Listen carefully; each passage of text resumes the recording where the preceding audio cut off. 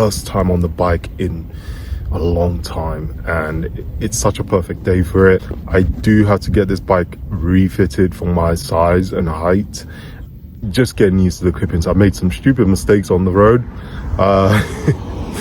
I've nearly fallen, which is fun, but yeah. My other bike was a road bike, an endurance bike, sorry. This is an aero bike, so it's slightly different. And I had automatic gears on the other one, I don't on this one. So I'm having to get used to a lot of things. It feels good to be back on the road, on the bike. Why am I whispering?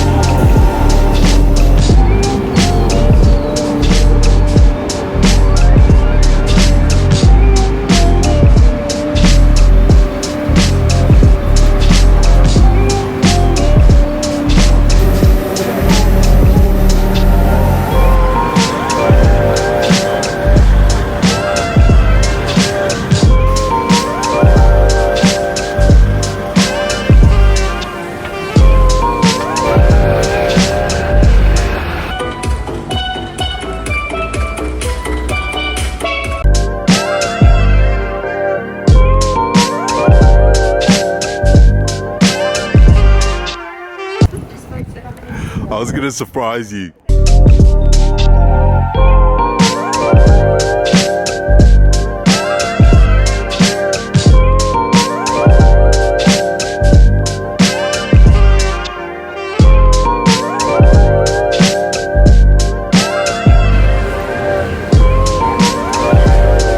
Oh, just realised we haven't shown everyone your tattoos. Look at that. You can zoom right in there. It means what? Me the looker. Me the what? My crazy life.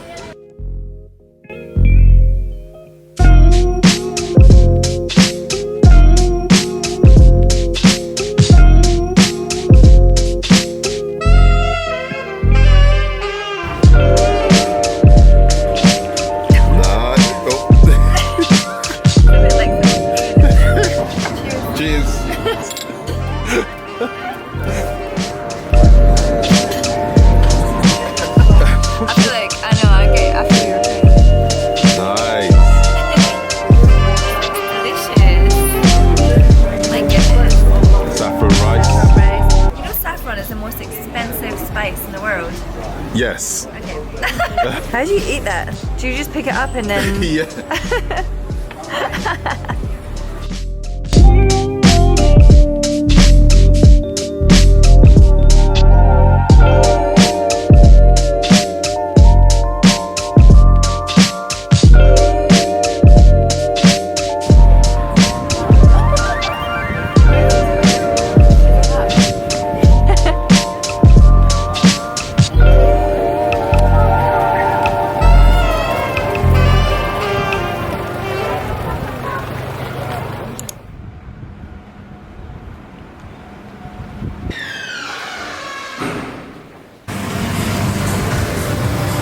Oh, hell, you always scare me, you little.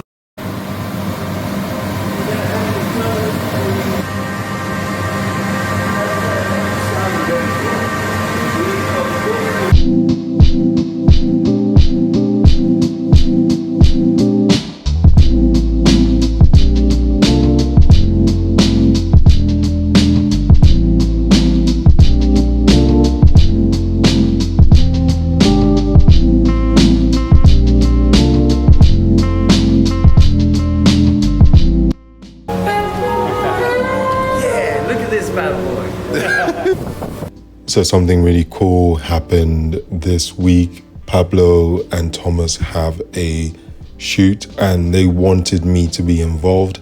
And the whole premise of this was my style outside of the gym. And of course, this was quite funny to me because I didn't really think I have a style, or I don't know, like, you know, fashion isn't really my forte anyway. So I just dress how I want and how I feel. And yeah, so apparently Pablo thinks that I should represent it a bit more and it will be cool to represent my style. So I brought different outfits that kind of show and in a way gives you an idea of how I like to style myself and what represents me. I thought this was a really awesome photo shoot, and again, I've never been asked to do something like this, and I'm not really known for my style, so it was cool to be asked, and I really enjoyed it, and I cannot wait to see the end result.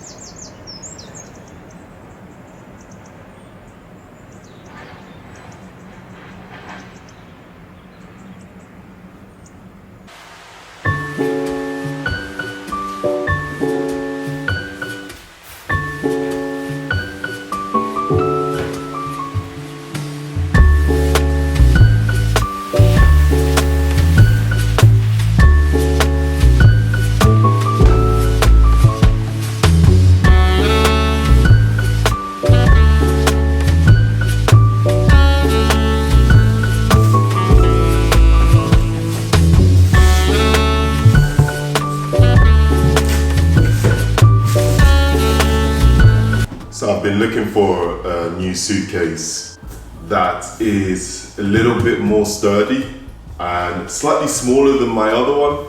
So this was, I've always wanted to get a suitcase like this before, and decided to, bite the bullet and get one.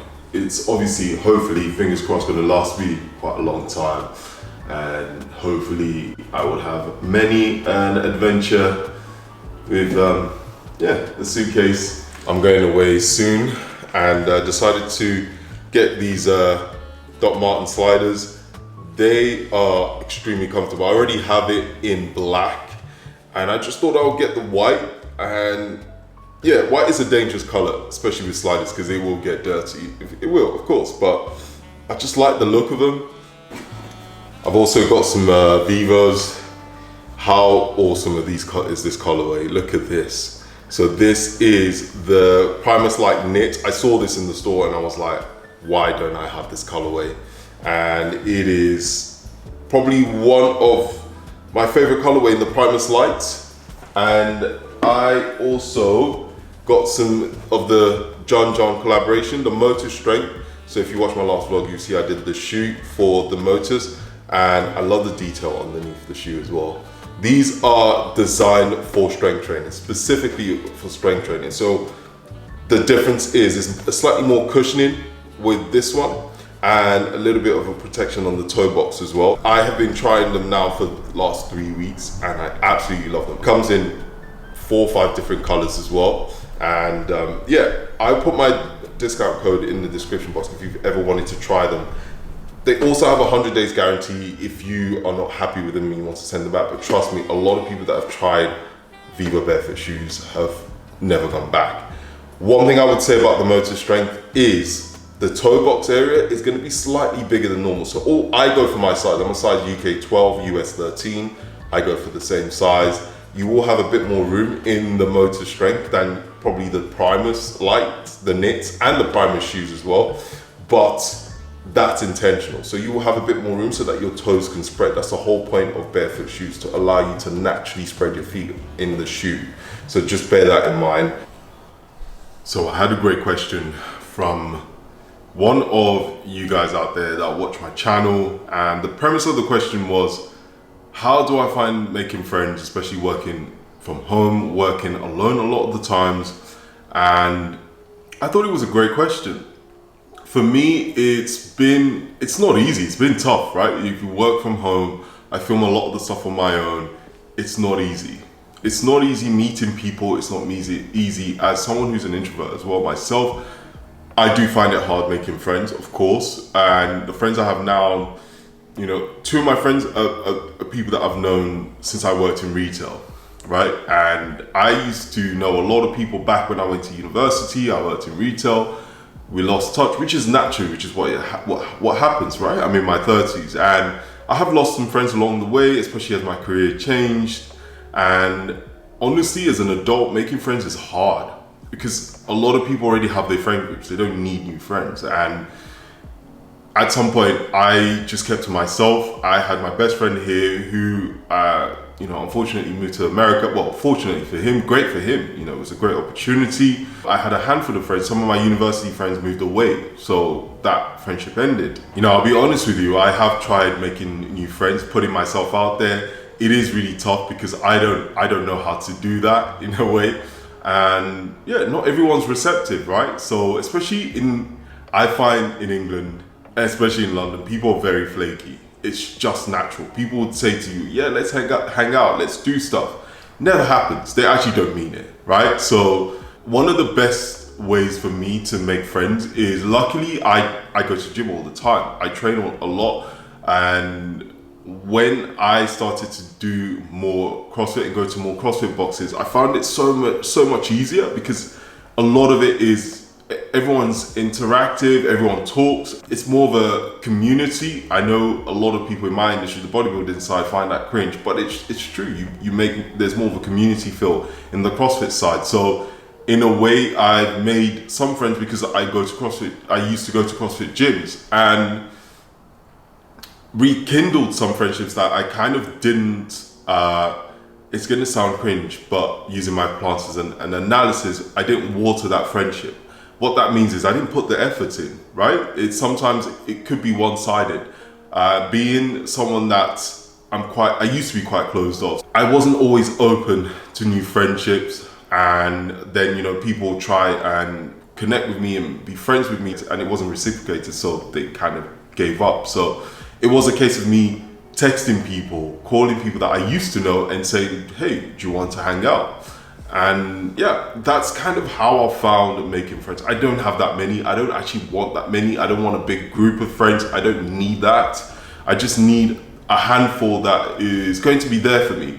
And I find that is a lot harder. Finding friends that you can be 100% vulnerable, 100% yourself, and not feel judged, right? So that's why I try and nourish the friends that I have, that I can do, that I can be myself. I can be a silly weirdo and they never judge me. I can be 100% vulnerable and they never judge me.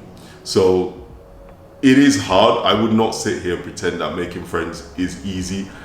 Even though I do this job as an influencer, I don't call myself that, but doing social media, you will think that it would be easy. Now, a lot of influencer friends are just friends because it's a business. Let's be honest. They do it because they can get followers from the other person. Oh, you have 1 million subscribers. Oh, I have 1 million subscribers. Let's be friends. Let's do collaborations. So I find a lot of influencer friendships and social media friendships aren't real. That's just me being honest. I see all the time and, we're friends. And then if you ask them personal questions about said friend, they probably have no idea, probably don't even know their surnames, probably only know their Instagram names. Right? I don't look for loads of friends. I look for a handful that will be there for me. And yeah, it is hard. It is hard making new friends when you work at home, when you're an introvert. And like I said, nurturing the friends are already there. The friends that you might have lost touch, but you were close at one point. If it wasn't anything bad that happened, but you just drifted apart, maybe try and rekindle that friendship. And that's kind of what I did. Again, that's if nothing toxic happened. And for me, that's pretty much the only advice I can give. And also going to the gym, right? The gym is the best place to make friends because you have similar interests from that already. And like I said, for me, because I do CrossFit, I go to CrossFit boxes, and one London also has a functional bit, and that was another way of me interacting with people and getting to know people and not being so closed off, because I used to be as well. So I think that's another thing, is not being so closed off. I think another great way is find something you're interested in, find a hobby you're interested in. There's a lot of clubs that you can join. It is daunting at first, don't get me wrong. I'm saying this like it's easy. I know it's not easy, because I find that challenging as well. It takes me ages to open up in the gym and talk to people, but it is one way of doing it if you don't have work colleagues and if you don't have a lot of friends, but you want to make friends.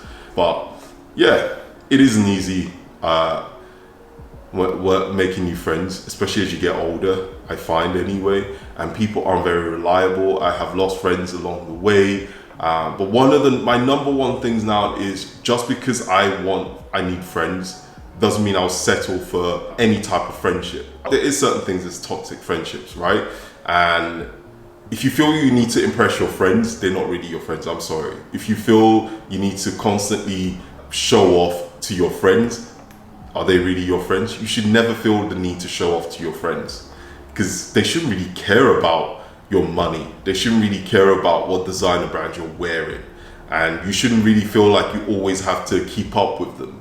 You should always, like my friend Jermaine, for example, has a great job, great house. I aspire to be like that. I don't envy him. I'm not trying to keep up with him. I get inspiration. I aspire to have his lifestyle. I don't compete with it. We never compete with each other. And that is how a friendship should be. So that's also a very important thing. If you're having to always defend yourself with your friends, impress your friends, trying to show off, always feel like, oh, I need to have the latest clothing, the latest shoes, because my friends will laugh at me because I don't dress, in the latest designer brand and all that stuff, then nah.